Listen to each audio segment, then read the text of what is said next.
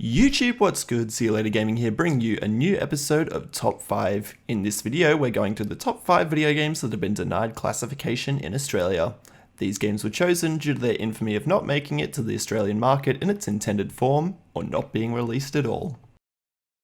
Starting off at number 5, Postal and Postal 2. In Postal, players take the role of a postal dude and must complete a series of mundane tasks, such as buying milk. What gamers do beyond that is entirely up to them.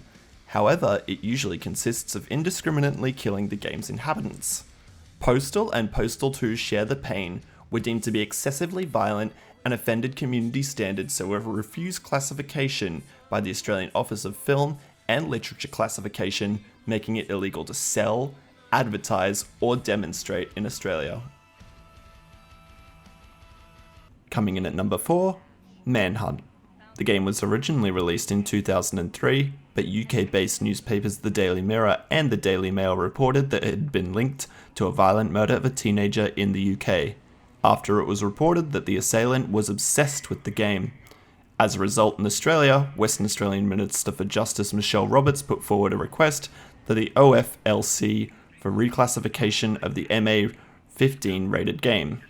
On September 29 the same year, the decision was made to reclassify Manhunt to refuse classification in Australia. Retailers that are caught selling or hiring the title faced hefty fines. In New South Wales, individuals could have faced $11,000 fines or 12 months in jail. Coming in at number 3, Hotline Miami 2, Wrong Number. Hotline Miami 2 was refused classification in Australia due to the ratings board stating that a particularly brutal scene of sexual violence influenced this decision, although the publisher takes issue with the wording of the report. Developer Devolver Digital said at the time, "We also want to make clear that the players are given a choice at the start of the game as to whether they wish to avoid the content that alludes to sexual violence. Furthermore, this depiction of implied sexual violence exceeds what can be accommodated within the R18+ classification category, and the game is therefore refused classification."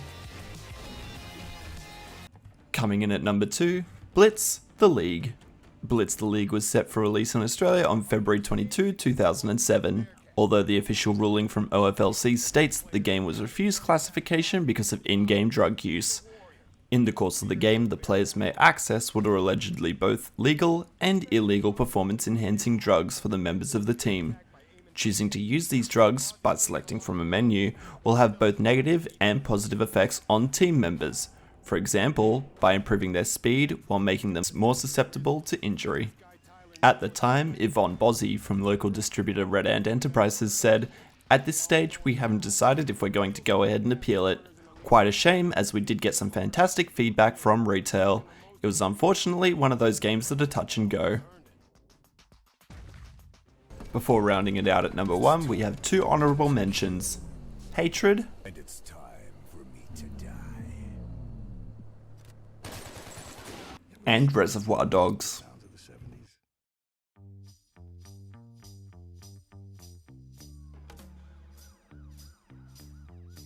Rounding us out at number 1, DayZ. Bohemia Interactive's multiplayer zombie survival game, DayZ, a title that's been legally available in Australia for years, has been refused an age rating by the Australian Classification Board, effectively banning it from sale. But it's a restriction that, rather absurdly, only applies to physical release. Although the listing doesn't state which of those specific restrictions DayZ has fallen foul of, it's possible that the game's use of morphine as a means of healing bones and reducing the effects may be the culprit. The good news is that Bohemia Interactive has confirmed that the board's decision will only affect DayZ's physical release and not the digital version available on the likes of Steam. So this makes DayZ now both simultaneously alive and dead in Australia. How fitting. Do you agree with this list? Let me know what games should be made available in Australia in the comments down below, and if you enjoyed this video, please be sure to leave a like, comment, and subscribe, as it really does help the channel grow. Until next time, I'll see you later. Tap the bell icon after subscribing and you'll never miss a video again, and consider checking out my Facebook page as well for daily gaming updates and news. Thanks guys. YouTube, what's good? XhiaGaming here, bringing you a brand new episode of Top 5. In this video, we're going to be going through the top 5 games made by Australian developers in preparation for Australia Day.